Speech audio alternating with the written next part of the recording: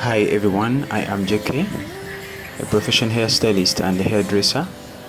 I want to show you how to maintain Sasha Locks. I did these Sasha Locks 2 months ago, but now look how they are going to be refreshed. Right now, they are not yet, I'm just starting to repair them. They're going to be so refreshed and they will look like I've just done it right now. Please watch me to the end and see how I'm gonna do it. And when we're doing Sasha Locks repair, we don't have to lock them. Most people think we lock. No, we don't lock, and there's no any pain experience during repair. Look what I do. I just get my other braid, extension braid. You can use Gina, you can use a lot of different types of braids, but here right now I'm using Afro bulk. I get a little piece of it. I get my crochet hook. I crochet my braid down at the root of the box. Then I start rolling. Of course, I don't forget my gel. I told you at all times you shouldn't forget gel, molding gel. I'm using molding gel, but you can use any type of gel that you might be wanting to help me make my lines neat and to grip my hair so well. So when I get my molding gel, I put it around the box, then I crochet my braid and I start rolling it at the root, because this is where the growth is. This is where the growth is, and it looks a bit messed up down here, but when you repair down, just know it all looks beautiful.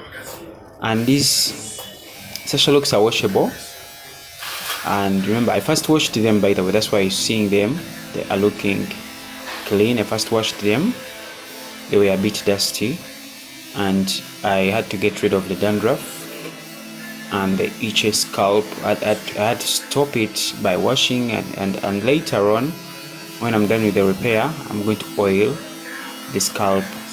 You can also do a leave-in treatment. Yeah, so this is how we do it. You have to have your crochet hook, then you get your braid, extension braid, you crochet it down here at the root of the box, then you start rolling to organize your hair so well. You go on rolling it. Yeah, you don't have to do all the strands or the rest of the strand, unless if it has a damaged area. You can still get your braids and roll around it and you make it neat. So here I have to use a scissor to trim off the ends, these dead ends of my braids, to make my strands very neat. It's a quick repair, and I'm almost done with it. Hope you can see how it looks fresh. This year, remember I told you it's 2 months. I did it 2 months back, but look how neat it looks. She looks so beautiful, and she liked it. She didn't want to remove it.